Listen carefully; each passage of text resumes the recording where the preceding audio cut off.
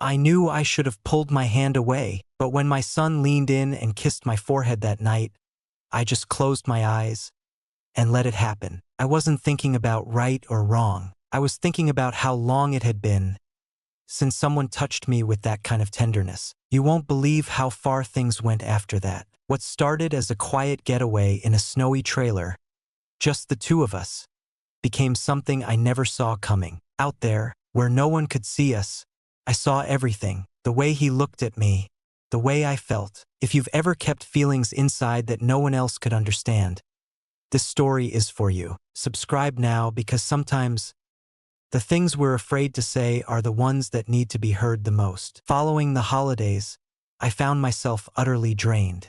Not merely in a physical sense, but in that hushed, profound manner that only solitude can etch into one's very being. A weariness that remains hidden beneath the surface, yet permeates deep within your very essence. When Ethan, my 19-year-old son, proposed that we escape for a week, just the two of us, I found myself refraining from probing too deeply. He had discovered a trailer in the Rocky Mountains, cradled within a secluded, snow-laden valley. Distant, tranquil, no Wi-Fi, no neighbors, he remarked, a half-smile playing on his lips, the same one that had once saved him from countless predicaments at the age of 10. It's just the two of us, Mom. There was an undeniable quality in his voice that compelled me to agree. Ethan took charge of it all. The rental car, the carefully chosen food, the perfect road playlist. He even remembered to pack my favorite tea. He had always been contemplative, yet recently, there was a subtle change in his demeanor. He had transcended the role of just being my boy. He was a figure of humanity. With broad shoulders and a serene demeanor, he exuded a quiet confidence that made me feel unexpectedly acknowledged. The journey was lengthy yet filled with breathtaking scenery. The road was flanked by trees adorned in frost, as if they had stepped straight out of a masterpiece. As we finally arrived at the desolate trailer park, a profound silence enveloped us, akin to a gentle winter coat. Only solitude remained, only the two of us, and the chill in the air. On that inaugural evening, we gathered by the glow of the electric fireplace, savoring tea and engaging in conversations that danced between the trivial and the profound. He inquired about the days of my youth. I inquired about his aspirations. It was a sensation unlike any other. It felt as though we had both lost the art of conversation, unable to engage without the noise of distractions surrounding us. I observed the fluidity of his movements, his gentle stirring of the tea, the intensity of his gaze as he met mine while I spoke, and a similar sensation awakened within me. Lack of desire, not at this moment, simply a pang, a yearning that had been dormant within me for years. In that trailer, enveloped by the hush of snow, I found myself detached from the roles of mother, ex-wife, or the woman striving to maintain her composure. In that moment, I truly felt alive once more. We nestled in with a sense of calm. The trailer, though small, exuded a sense of warmth and comfort. Its wood-paneled walls, a petite kitchenette, and a fold-out couch positioned invitingly before a faux fireplace created an atmosphere of snug retreat. It lacked opulence, yet in that instant it seemed sufficient, exceedingly sufficient. Outside, the snow descended in languid, weighty flakes, a silence that enveloped the world, rendering every moment as if it were suspended in time, waiting with bated breath. Ethan methodically unpacked our belongings, a serene hum escaping his lips as he worked. I settled onto the couch, my gaze fixed upon him. I recalled the days of packing his school lunches, tying his little shoes. And now, here he stood, taller and stronger than I, effortlessly laying out blankets and tea without a word of prompting. At some moment, I must have worn a smile. "Are you all right, Mom?" he inquired, casting a fleeting glance over his shoulder. "I'm simply delighted to be present," I expressed. He inclined his head slightly, then approached and draped a gentle wool blanket across my lap.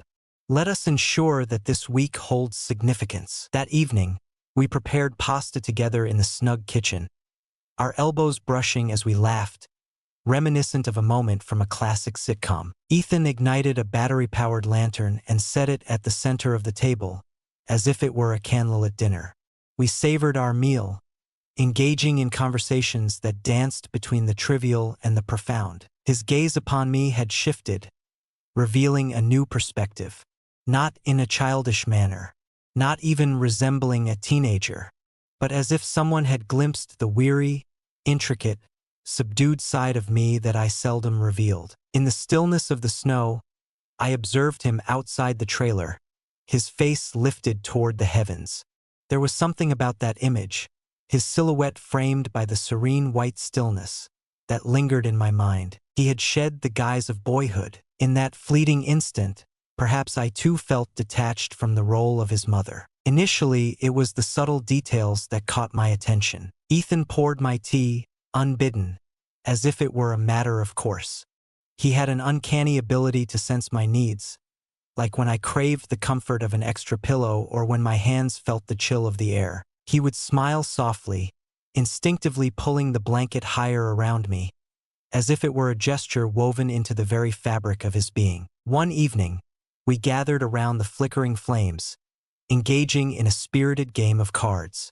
I chuckled at my victory, while he observed me as if my smile were a rare sight, long forgotten. Perhaps he had not. "You appear transformed when you smile," he murmured, as if lost in thought. "In what way is it different?" I inquired, a chuckle escaping my lips. "More buoyant. It's as if the burden has vanished." Words eluded me in that moment. I cast my gaze upon the cards, feigning indifference to the fluttering sensation awakening within my chest. As the evening wore on, we found ourselves engrossed in an old movie projected on his laptop screen. As I nestled into the couch, I wrapped myself in the comforting embrace of a blanket. Ethan positioned himself next to me, near yet maintaining a respectful distance. It was only when he reached for the popcorn that our hands accidentally brushed against each other. I instinctively recoiled. He did as well, yet in that moment his gaze met mine, neither with embarrassment nor with confusion. Only a serene hush remains, as if he were anticipating my words. I did not, neither did he. We lingered in quietude for a spell, the soft patter of snow whispering against the trailer roof. Time seemed to stretch, unhurried and calm. Silence prevails, simply a flow, silent yet unmistakable. That night, I found myself in bed, restless and unable to embrace the solace of sleep. Not due to fear, not due to any sense of shame. Yet, for the first time in years, I found myself feeling again, no longer shrouded in numbness. On the fourth day, the world felt different. The sky shimmered in a gentle silver hue, while the world beyond appeared as though it had been lightly dusted with powdered sugar. Ethan proposed that we embark on one final trail before the shadows of night enveloped us. I paused, feeling a twinge in my knee, yet his enthusiasm was impossible to resist. Thus, we wrapped ourselves in layers and set forth. The trail meandered amidst towering pines and slender ridges. Our conversations were few and far between. The crisp sound of snow crunching beneath our boots accompanied by his playful jabs, which elicited nothing but eye rolls from me. I found it enjoyable. In the stillness, his occasional glances, as if to confirm my presence, lingered in the air like an unspoken promise. Yet, as we turned a corner, my boot unexpectedly snagged on a concealed patch of ice. Everything unfolded in a blur. I lost my footing, crashing down onto my side, and a jolt of pain surged through my leg. A cry escaped my lips before I could rein it in. "Mother!" In mere moments, Ethan was at my side, sinking to his knees in the soft, white snow. "Where do you feel the pain?" "My leg," I gasped, a sharp pang of pain coursing through me. "It seems I may have strained something." "Stay right where you are," he commanded, his tone steady yet resolute. Before I could voice my objections, he effortlessly slipped one arm beneath my knees and the other around my back, lifting me as though I were a mere feather. "Ethan, I am capable of walking," I began. No, he replied, his tone a blend of softness and resolve. There's no need for you to demonstrate anything at this moment. Allow me to look after you. His words resonated deeply within me. Upon returning to the trailer, he gently placed me on the couch, his touch imbued with a natural tenderness that seemed to arise from deep within, rather than from any acquired skill. He elevated my leg with soft pillows, retrieved an ice pack, and settled next to me, observing each wince that crossed my face as if it were his own suffering. Tomorrow we shall return home, he declared. Yet this evening you shall find your peace. I shall take care of all matters. I gazed at him, and for an instant, the image of my little boy vanished from view. A man caught my eye, and I sensed an unnamed feeling stirring within me. Yet it lingered, blossoming softly in the space that separated his hands from mine. The throbbing ache in my leg robbed me of sleep that night. I shifted and winced, searching for a position that would spare me from the relentless throb. The wind outside roared, shaking the fragile walls of the trailer. Within the confines of the space, a comforting warmth enveloped me, yet an unsettling sensation lingered in the air. I found myself drenched in perspiration, only to be overtaken by a sudden chill. My skin ignited with a searing heat. My breath quickened, shallow and rapid. I pressed my fingers to my forehead, excessively warm. "Ethan?" I murmured, my voice barely rising above a whisper. In mere moments, he stood beside me. "Mother, what seems to be the matter?" "I believe I might be running a fever," I murmured. "I sense a disquiet within me." He acted without a moment's pause. He knelt beside me, his hand brushing gently against my face, his brows knitted in concentration. "You're ablaze," he remarked. In silence, he took an additional blanket, extinguished the lights, and settled onto the couch behind me. Exhaustion silenced any urge to object. It was far too chilly to concern myself with anything. His arms encircled me from behind, drawing me into the comforting embrace of his solid warmth. "You require body heat," he murmured, his voice unwavering. "Simply unwind. I have you covered." For the first time in years, I allowed someone to embrace me tightly. I reclined against him, sensing the warmth of his breath against the nape of my neck. One hand tenderly cradled my stomach, while the other traced gentle circles along my arm. The tremors within me subsided. My breath became a gentle whisper. His touch lacked urgency. It unfolded at a measured pace. It was secure, soothing. His chin lingered close to my temple. The cadence of his chest resonated within me, the pulse of his heart, robust, unwavering. "I'm here," he murmured softly. "I understand," I whispered, my eyelids gently descending. In that shadowy moment, his lips gently caressed my forehead, not in the manner of a son, not in the manner of a companion. Yet, it's akin to someone expressing, "You hold significance in my life. Each and every one of you." I remained steadfast, unwilling to retreat. I had no desire to. Enveloped in his embrace, I experienced the sensation of drifting into slumber for the first time in ages. Not due to fatigue, but due to the newfound sense of safety that enveloped me. The following morning, sunlight poured through the blinds, creating gentle stripes of gold that danced across the trailer floor. I stirred from slumber, enveloped in an unexpected warmth, perhaps too much warmth. Ethan's arm remained draped around me. I remained motionless for a moment, attuned to his measured breaths, sensing the gentle rise and fall of his chest pressed against my back. I ought to have taken that step. I ought to have distanced myself, yet I refrained. At last, he stirred, his eyes fluttering open to greet the world anew. In that delicate, semi-conscious stillness, our gazes intertwined. "Are you feeling any better?" he inquired, his voice thick with emotion. He lifted his hand, gently sweeping a wayward strand of hair from my forehead, his fingers lingering for a heartbeat longer than necessary. A connection flickered between us. Silent words linger in the air, On that particular day, my steps were few and far between. With each step, a sharp throb radiated through my leg, prompting Ethan to urge me to remain where I was. He prepared lunch, tidied up, and even placed a pillow beneath my foot without a word from me. As I expressed my gratitude, he merely smiled and replied, "You always look after everyone else. Allow someone to nurture you for a change." As the afternoon waned, he settled beside the couch, his fingers delicately kneading my calf.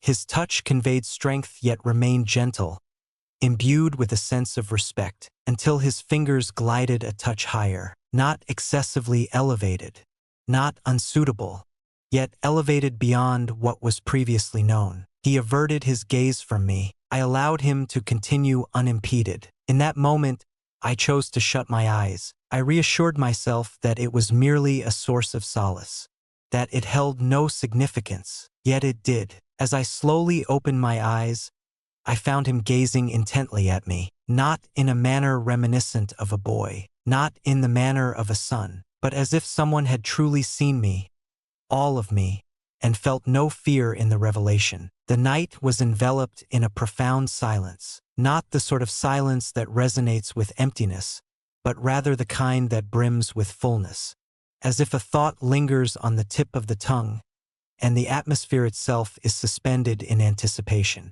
Ethan and I found ourselves nestled once more on the couch. My leg lay comfortably upon a pillow. The film flickering on the laptop screen had reached its midpoint, yet I found myself unable to articulate its plot. My thoughts were consumed by the sensation of his hand gently resting on mine. Laid back. However, that is not the case. His thumb glided softly along the back of my hand, repeating the motion as if lost in thought, unaware of the tender gesture he was bestowing. I allowed him to continue unimpeded. I was reluctant to do so. Time slipped away moment by moment. Then he spoke softly, his gaze averted from mine. "May I share something with you? And you assure me you won't overreact?" My heart leapt. "Very well." He inhaled deeply. "Lately, a certain feeling has been stirring within me. There exists a sensation within me that seems to defy expectation." I shifted my gaze toward him. "Could you clarify what you mean?" He cast his gaze upon our intertwined hands before lifting his eyes to meet mine once more. His gaze remained unwavering. "I cherish you, Mom. However, not merely in the role of my mother." Silence enveloped the room, a palpable stillness settling in the air. He continued to speak, his voice gentle yet unwavering. "I cannot pinpoint the moment it began. Perhaps this is the place. Perhaps at an earlier time. Yet it transcends mere admiration. It transcends mere proximity. It runs deeper. Your presence draws me in, creating an undeniable connection. And I despise how misguided it likely is. Yet, it remains the truth." My throat constricted. I find myself at a loss for words," I murmured. "There's no need for words," he replied hastily.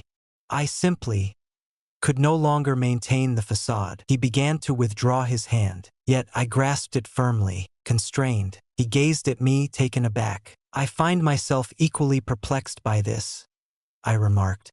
"Yet, I am aware of your significance in my life, beyond what words can convey." In that instant, a subtle change unfolded between us, not through language, inactive, yet within the delicate void that existed between two souls who had at last confessed what remained incomprehensible to the outside world. The subsequent days unfolded with a sense of distinct. That night remained unspoken between us, not in a direct manner, yet all that surrounded us had transformed.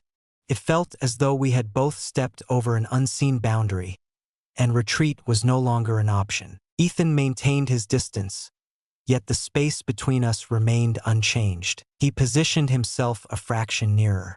His hand hesitated, lingering just a moment more. As he guided me to the kitchen, his arm encircled my waist, a steady and reassuring presence. As I settled into my seat, he softly maneuvered my legs into place, ensuring I felt supported rather than powerless, merely embraced. In quietude, We observed the snow descend gracefully. Yet it lacked any sense of awkwardness. The space was brimming with lingering gazes that stretched beyond the ordinary, filled with a breath that lingered between the words. As dusk settled, the wind wailed through the night, and the lights danced with uncertainty. Ethan kindled 2 lanterns, brewed us steaming tea, and adorned the couch with an abundance of cozy blankets. "Are you feeling chilly?" he inquired. "Just a touch." In silence, he settled next to me, draping the blanket over us with care, allowing his arm to rest comfortably around my shoulder. I leaned my head against him, lost in the moment, and we simply lingered in that moment. Silence prevails, refraining from further engagement, yet inhaling and exhaling in unison. As he drifted into slumber, his hand gently cradling mine, I remained still. I gazed at our hands, fingers gently entwined, and reflected on the countless years I had devoted to offering pieces of myself, merely to be acknowledged. In this serene pause, devoid of labels, unbound by rules, and free from noise, I experienced a profound sense of recognition. In that moment, I experienced a profound sense of completeness. Uncertainty loomed over the horizon, leaving me to ponder the mysteries that tomorrow might unveil. Yet, in that instant, beneath the blanket, illuminated by the soft light of the lantern, I was not his mother. He was more than just my son. We were just 2 souls, gently embracing one another. It marked the final evening we would spend in the trailer. The snowfall had ceased, leaving the world outside draped in a serene cloak of white stillness. Within, the atmosphere hung in suspense, reminiscent of the instant just prior to a page being turned. We nestled on the couch, the lantern's warm light enveloping us in a soft, golden embrace. Though my leg had shown signs of improvement, I found solace in leaning against Ethan, my head gently nestled on his shoulder. His words were few. He simply held my hand, his fingers gently tracing mine as if he were committing the contours to memory. After a prolonged silence, he finally uttered his words. "Have you ever contemplated what it might be like if it were only the 2 of us?" I glanced at him, filled with uncertainty. "Could you clarify what you mean?" He averted his gaze momentarily, then returned it to me, his eyes gentle, exposed. "Were we free from the burden of explanation? Were it not for the world that beckons beyond this trailer? If only we could escape the confines of roles we never selected." I hesitated before responding, for beneath the surface, the thought had lingered in my mind. Not through language, not in dreams, yet in those serene instances, in the gentle caress of his touch, in the way his very being occupied the void I hadn't realized existed. "It resonates with tranquility," I finally remarked. "Yet, life is rarely so straightforward." "I understand," he murmured. "Yet, I find myself yearning for it to be." I gazed at him then, truly gazed. His face bore no trace of anger. "Take your time." A subtle whisper of hope, intertwined with profound affection. I extended my hand, enveloping his with both of mine. "We cannot escape the world," I murmured gently. "However, I'm truly grateful to share this moment with you. Only we remain, even if it were just for a fleeting moment." He inclined his head, and his thumb lightly grazed the back of my hand. Silence enveloped the room in the aftermath. Yet within that stillness, a truth remained. This transcended the notion of a mere escape. It was a realm we had never summoned in our wildest dreams, until fate led us to that very moment, side by side. With the dawn of a new day, a serene stillness enveloped the world. The sun commenced its ascent, casting gentle hues of gold and pink over the pristine, snow-covered valley. Within the confines of the trailer, an eerie stillness enveloped the space, as though the universe itself paused, waiting to release us into the unknown. Ethan assisted me in getting dressed, quietly packing our bags with little conversation. In each of his movements, there lingered a softness, as if he were acutely aware that something invaluable was drawing to a close. Before our departure, he enveloped me in my coat, fastening it securely, and held my gaze for an extended moment. Silence prevails. Only that gaze, the subtle pang of an unnameable truth, lingering in the silence. We ventured out into the open air. The snow crackled beneath our boots as we made our way to the car. Ethan clasped my hand, not as a means of direction, nor from obligation, but purely out of desire. Upon arriving at the crest of the hill, he came to a halt. The vast expanse of the valley unfolded before our eyes, cloaked in a pristine layer of white, unblemished and infinite. He grasped my hand once more, this time enveloping it with both of his. "This week will remain etched in my memory," he remarked. "I feel the same," I murmured. We stood together, fingers intertwined, gazing at the spot where something ineffable, unforeseen, and profoundly human had begun to flourish. No commitments were given, no boundaries were breached, yet an undeniable change had taken root within both of us, one that would last an eternity. As we descended the mountain, I cast a glance at Ethan from the passenger seat. His gaze was fixed on the road ahead, exuding a sense of calm and steadiness. Yet, as our gazes intertwined in the rearview mirror, a shared smile blossomed between us. That smile conveyed all the unspoken truths that words could never capture. Sometimes the deepest connections are the ones we never planned, the ones that sneak up quietly and show us a part of ourselves we thought was long gone. Thank you for listening to my story. If it stirred something in you, if you've ever felt quietly unseen, you're not alone. Subscribe, share, and stay with us, because here we speak the things no one else dares to say, but everyone longs to hear.